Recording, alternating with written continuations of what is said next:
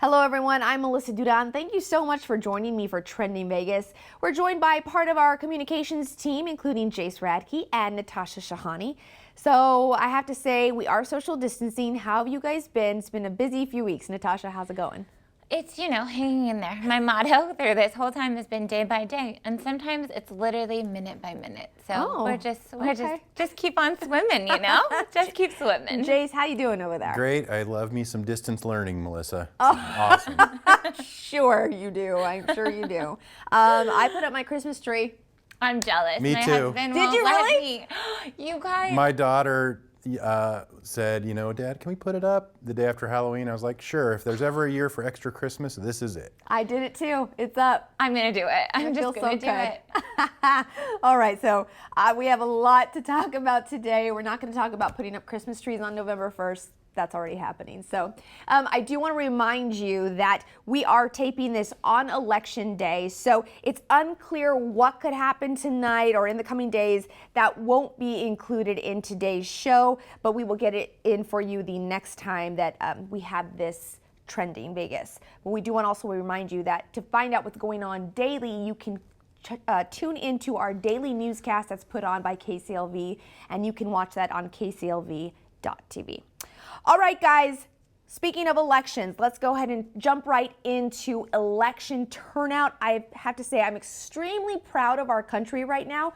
I haven't said that phrase in a really, really long time, but I'm really, really proud of the number of people who are showing up to vote. Here's a look from Caitlin Olvera, who wrote, Nevada ballot update so far. 1,125,580 ballots have been cast in Nevada, surpassing the total ballots cast in the 2016 election. 2016 general election turnout was 1.125 million, so we are over that number. NPR wrote this with the following picture. Texas and Hawaii are the first states to surpass 2016 voter turnout figures through early voting alone.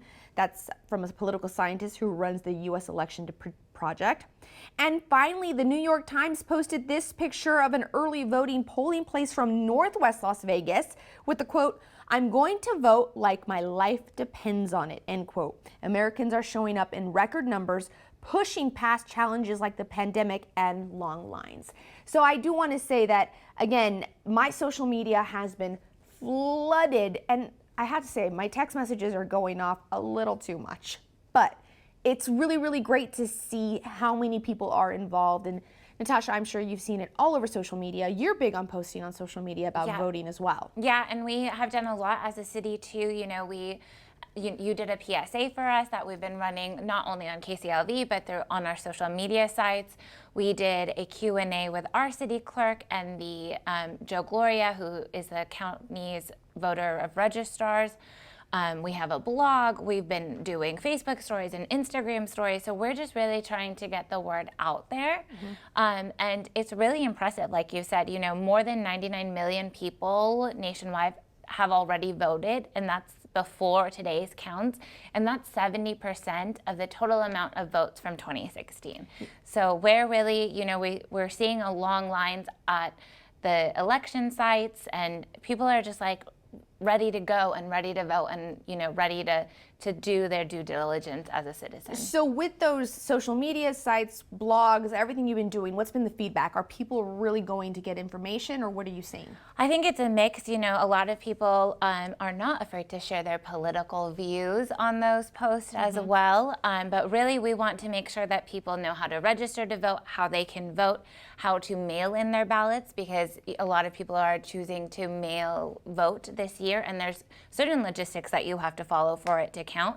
And we want to make sure that people also know where to watch the election results, and that it's going to take a few days. Yep. We're not going to have them in the next 12 hours. Yeah, so absolutely. It's going to be a little different this year. Jace, what are you seeing on social? I've seen some positive messaging start to peek through in the negative land that social can sometimes be.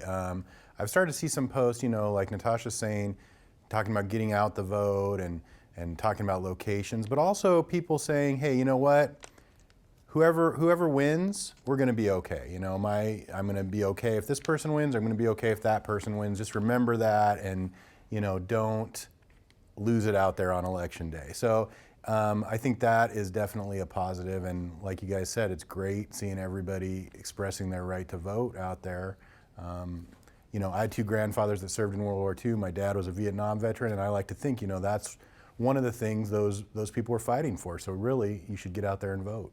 Absolutely. One of the things I found interesting through this whole process is watching the millennials just come out and use social media to get people to back them up. And TikTok has been really, really big for them when they've been making some really great videos. Yeah, they're really good, you know, and just encouraging. It's so nice and refreshing to see the millennials, and I think Generation Z is what we're calling them after, really like take this and run with it and make it their own and encourage their friends. It like makes you really hopeful for the future. Yeah, it really does. I mean, my 6-year-old is asking questions about the presidency and how elections work. So I think it's great. I think this is a really good step for us. It's sad that it took a pandemic to get us here, but you know, we're here nonetheless. All right. Let's go on to the other big news of the past few weeks, and that is the opening of Circa in our very own downtown Las Vegas. It's been getting tons of buzz, and it's very well deserved. Here's a look at what Circa tweeted out. Where were you during our Circa reveal? Here's a recap of the celebratory event that was rooted in the original spirit of Vegas. Can't use one word, it's just over the top. Elegant. Legendary. Fabulous. Fun and nostalgic. It's got everything. It's the first time in 4 decades that we've had a brand new casino in downtown Las Vegas. And of course, Derek Stevens did it. Wow, did they go over the top. And then some. I definitely want to check out Stadium Swim. There's nothing like it in Vegas. The sportsbook is fantastic. I'm excited to see Vegas Vicky kick again. This is just... Fan Michelle writes, I was there eating, drinking, admiring, and winning. Had the time of my life. Can't wait to go back in February. Here's a look at the sportsbook from one of the Twitter fans. It is enormous, guys. It is just huge. They have a little video production room above. They also have a podcast studio that overlooks the sportsbook. It's massive. And finally, here's one of Stadium Swim with 6 pools and a huge LED screen for sports. Definitely the wow factor that Derek Stevens wanted. In my opinion, the star of the night, though, Vegas Vicky herself. She is kicking again. You're going to see some videos out there of her kicking quickly. She does not kick quickly. Those are sped up. She goes very slowly. But man, you guys, she looks so good. She looks brand new, and Yesko did a really good job of just revamping her and getting all the old paint off and putting that neon sign back up. It's gorgeous. What are you seeing on social? We saw nothing but Circa all week long. We continue to see lots of Circa. It's super exciting. It's the first hotel and casino built from the ground up in downtown in over 40 years. So of course it's a huge deal for us as a city, because you know we take a lot of pride in our downtown Las Vegas area. Everyone was posting photos, tagging us in photos, from Stadium Swim to the sports book to Vegas Vicky. Lots of Vegas Vicky photos and videos. And I think, you know, Derek Stevens has done a great job with this property, and everybody said it lives up to the hype. And so excited for more people to be able to enjoy it, especially as they open more things in the next coming months. Jace, what are you seeing? It was great to see all the live blogs and stuff. You know, that's what's changed with social media. You know, even 10 years ago when these hotels opened, you didn't have that.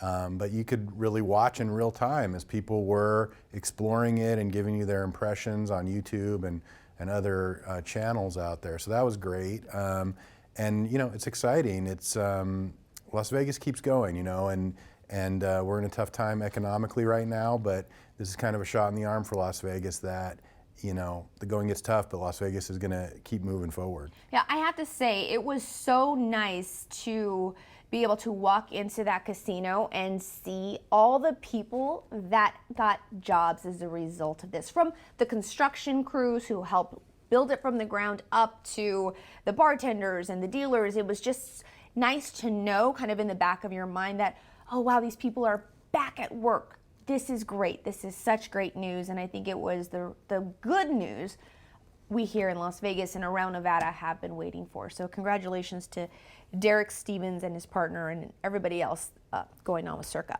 All right, guys, let's go to another event that happened here in town, and that was UNLV's first game at Allegiant Stadium. What an amazing view to see the Rebels get to play on that field. Pretty awesome. Now, here are some pictures of the event. You can see it's, not very full, but still a beautiful, beautiful stadium that the Rebels get to take advantage of. Jace, what are your thoughts on this? What have you seen on social? My first thought is it's great. No matter what happens with the UNLV football program going forward, we know that in their first game ever at Allegiant Stadium, the Wolfpack came down here and kicked their butts. Okay. And I mean, that is awesome. That can never be taken away.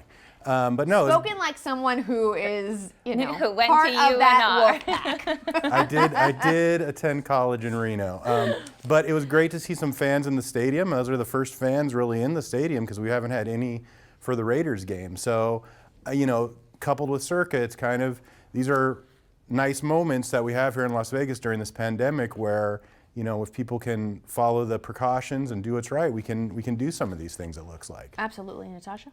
We always hype up the UNLV football games. I'm kind of sad that they lost and not, first big game, but the views from in there and the tweets we saw and the videos UNLV did to kind of get everyone hyped were incredible, and that stadium looks gorgeous. And I'm so glad that our college players have the chance to play on that major level and in that amazing new stadium. It's a really cool partnership. We are really happy that they get to use that facility. Keeping with the sports theme, we have to quickly talk about the Dodgers winning the World Series. Here are some of the cool tweets we've been seeing coming in. This tweet is from an actual Dodger himself, their second baseman, who posted this photo of the team, World Series champs for the rest of our lives. Now, I love this meme, Spider-Man and two Spider-Mans. It says, when the Dodgers and Lakers see each other out in LA. Also, I have never seen this before, but apparently it's a thing. They hashtagged it Wallpaper Wednesday, and the Dodgers gave fans awesome photos to use on their devices. I thought that was pretty smart of them. Finally, to show how emotional this win was, take a look at this. It says his dad died last year and was a huge Dodgers fan. With his dad's shirt and hat in his hand, he watched them win the World Series and was immediately brought to tears. Here's a look.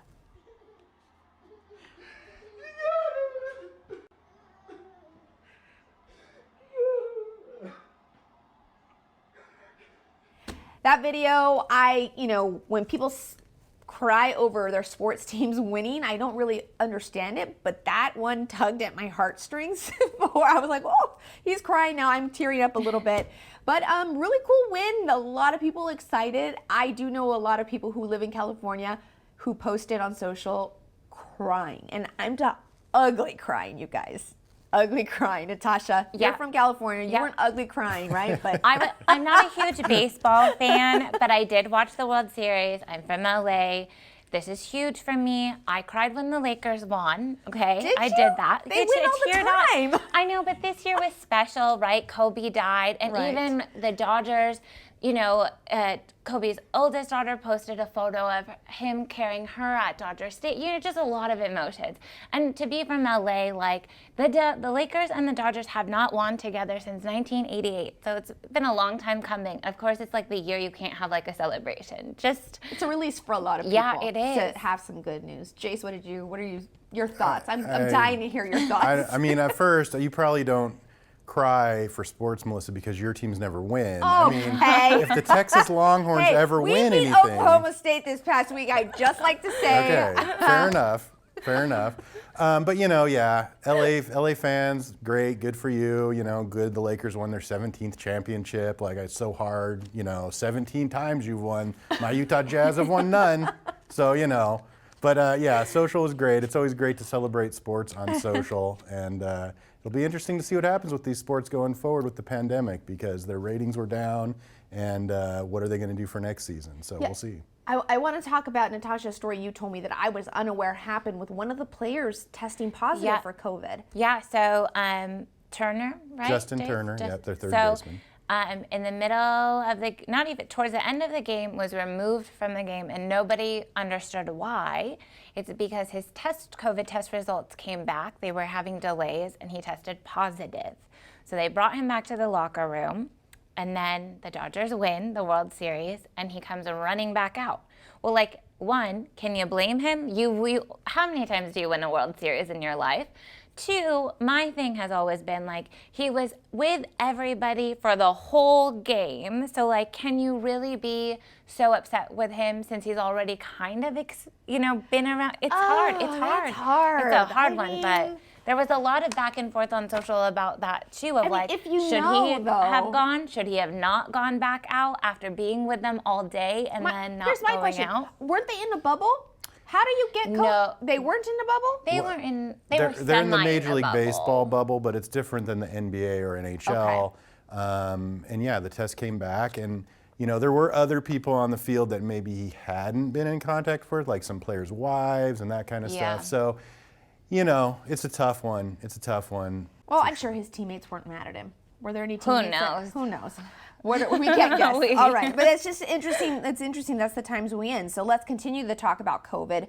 We know the numbers are going up again, and this is not what we want to see. Here's some social media from the White House that said they are sending more than 900,000 rapid COVID tests to Nevada.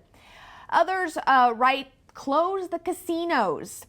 And there was an opinion piece in the Nevada Independent that said diversifying Clark County's economy is absolutely vital if it doesn't want to become Detroit in the desert, and manufacturing will undoubtedly play a part in it. Now, on the flip side of that, we saw how Halloween was handled, and in my neighborhood, it was really busy, but people kept their distance, and several houses came up with contraptions like this. Take a look. That worked. Yes, thank you. So I was really excited to see that houses were still open for Halloween. All the kids were in masks. Some of the parents were not in masks. That bothered me a little bit, but my kids also they walked into, grabbed a treat that was pre-packaged for them. I thought it was a great way to celebrate. They got more candy this year really than they have in years past. And I think it's because everybody was like, just get rid of it, just get rid of it. But these COVID numbers going up, it makes me a little bit nervous about what's to come. Natasha, what have you seen on social?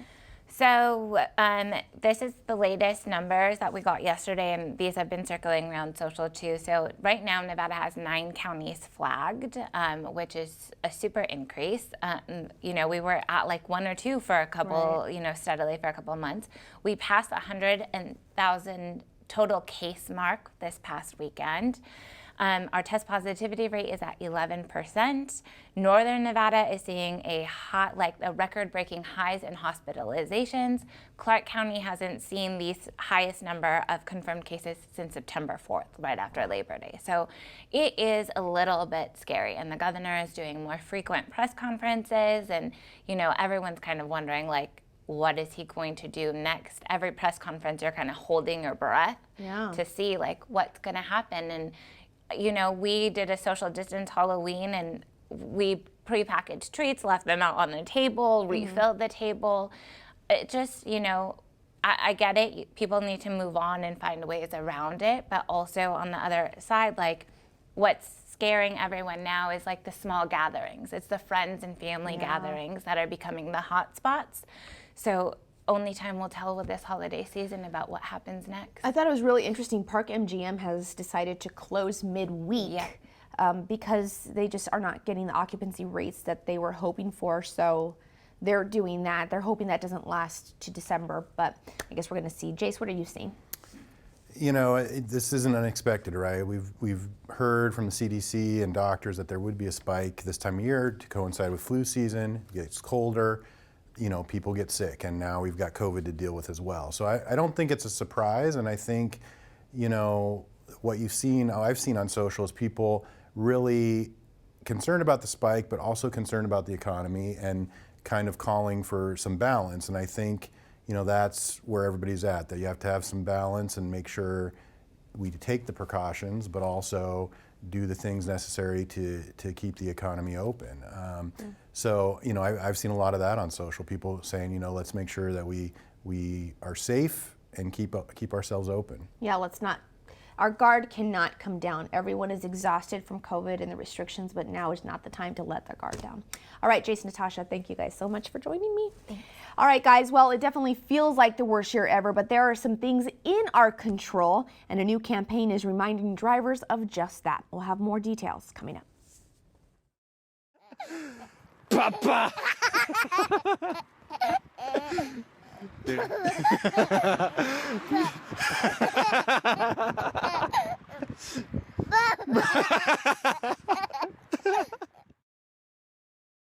Welcome back, everyone. Traffic fatalities are up in Nevada, and there are a number of reasons why. So the Nevada Departments of Public Safety and Transportation have a new campaign out called Think 2020 Has Been the Worst Year Ever? You can make it even worse. I'm joined by Zero Fatalities Program Manager Andrew Bennett. Thank you so much for being here. You listen to that campaign or the wording of that campaign and you go, wow. I mean, wow, but this is serious. Absolutely. And lives are on the line. And that's why we need to make sure that we have the conversation about traffic safety frequently and always. And especially as we end this year, that was not the year that we all expected to have. We want to make sure that we have the opportunity to reduce and eliminate fatalities on our roadways. So, number of fatalities are up this year. Does that include pedestrians because of an auto-ped fatality? Absolutely. Any loss of life on a roadway that's considered a non-intentional homicide is going to be counted in our numbers. You touched on it briefly, the pandemic. Mm-hmm. Has that attributed to anything? Absolutely. And unfortunately, when we look at our numbers, one of the things that we didn't expect was we had a dramatic swing in fatalities. We were up 40% one month, we were down 40% one month compared to last year. And so there was never we saw such a dramatic decrease in roadway traveling that we would have hoped to see that decrease in roadway fatalities. But unfortunately, we are up 6% statewide at this point with fatalities. And so why? How did the pandemic trigger that? With the reduction in roadway usage, people definitely took advantage of the open roadways. And we did see an increase in speed-related fatalities across our state, especially in some of our rural counties. People were out in the middle of nowhere where there's nobody on the road, and we saw speeds even locally within the urban area of Las Vegas of 140, I think was the most we saw. Wow. Someone going down, the resort quarter on the 15. Wow. So let's talk about why you guys decided to name the campaign what you did. We definitely wanted it to stick out. That's the goal with any public safety announcement, is have that ability to have the conversation. And, I think the one thing we can all agree on this year is that this wasn't the year we expected to have. And for several people, this was a worst year that they've experienced. In years past, we've always seen buckle up or don't drink and drive, or you seem to focus on one or two aspects, but this runs the gamut. It does, and we wanted to make sure that we covered all the increases that we've seen. So starting off with occupant protection, over 50% of our occupants that are killed in a crash on our roadways are unrestrained, which is unacceptable. Half of the people that are killed are not buckling up. So we cover occupant protection, we cover pedestrian safety. Impaired driving continues to be the #1 cause of fatalities on our roadways, as well as, we talked about speed, and so speed's addressed in this campaign, as well with motorcycle safety. We saw a dramatic increase in motorcycle fatalities so far this year. So those are the 5 that we're covering. So let's talk about motorcycle safety, because I think it's going to vary different from driver to driver. I get so nervous when motorcycles drive up next to me, because I feel like a lot of motorcycle drivers don't feel like the laws really pertain to them, and they're weaving in and out quickly. They'll sneak up on you on the side. And so in those crashes, are the majority of the drivers at fault, or is it the other vehicles not watching out? Sure, and so, same thing with pedestrian safety, especially with motorcycles, pedestrians, and cyclists. We call them the vulnerable road users because they are more vulnerable on our roadways. With motorcycle safety specifically, the top 2 causes are caused by the riders themselves. It's speed and impairment. But what we are seeing is a dramatic increase in motor vehicles turning in front of motorcycles because they're harder to see. They could be approaching a little quicker. Yeah. And so someone taking that left on that flashing yellow and turning into the motorcycle rider is definitely a concern. But motorcycle safety, just like with anything else, is a shared responsibility. We want to make sure that everybody gets home safely, and that's why our goal is 0 fatalities. I want to talk about pedestrian safety also, because a lot more people are home. Mm-hmm. A lot more people are out on bike rides. A lot of people are out taking walks. So what can pedestrians and drivers do to protect each other out on the roadway? That was definitely something that we noticed as well with, people were taking advantage of our incredible facilities that we have here in Southern Nevada, whether it was the parks or the trails. And so for pedestrians, we want to make sure that, #1, they use the infrastructure that's provided. If there is a crosswalk that has lights, or if there's a painted crosswalk, we ask that they cross there and use that infrastructure.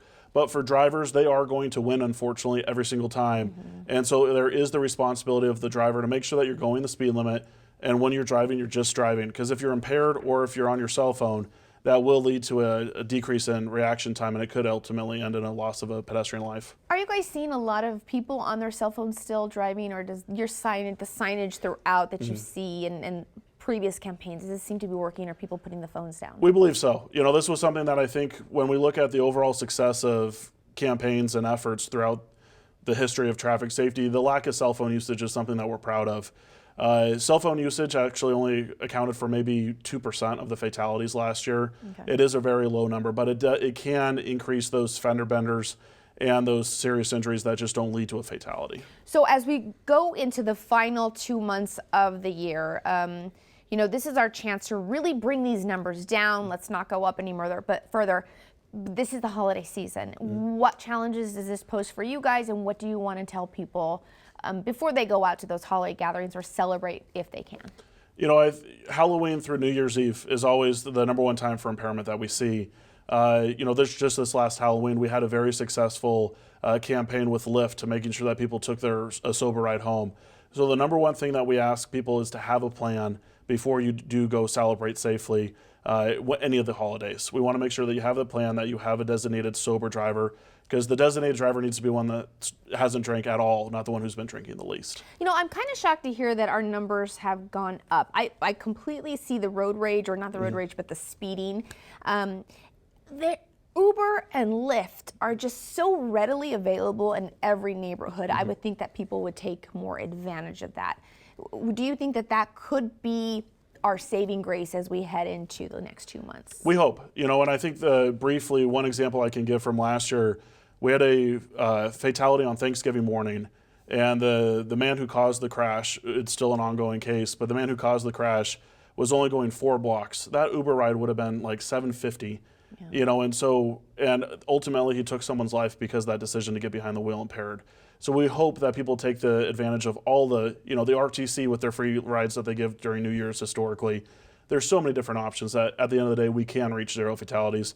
We just need the public's participation. Okay, and what last question I have for you, I'm looking at the notes that you all gave me, and it seems like a lot of these are males. Is there a difference between, now this is not a gender thing, but is there a difference between the way a male drives versus a female, and why? So that's a great question, is when we look at the key demographic, males 18 to 35 almost in every category cause the majority of these fatality crashes. That is the risk age, you know, historically the risk-taking age group. The only category that's outside of that is the pedestrians. Most people think of pedestrian safety as their kid walking to school. It's actually impaired male adults crossing the street that we're seeing that are the key contributing factor to these pedestrian fatalities. But it is males 18 to 35, and that's why this campaign is focusing on males 21 to 25. Okay, well, it's a great campaign. It is an eye-opening campaign and kind of takes you back. But I think in a time like this, when we're dealing with a pandemic and so much uncertainty, we need to be realistic about what's going on. Andrew, thank you so much, and good luck to you guys. Thank you so much. All right, guys, and thank you for joining us. Remember, you can watch us on KCLV.TV, and we are streaming on Apple TV, Roku, and Amazon. Have a great day, everyone. We'll see you next time.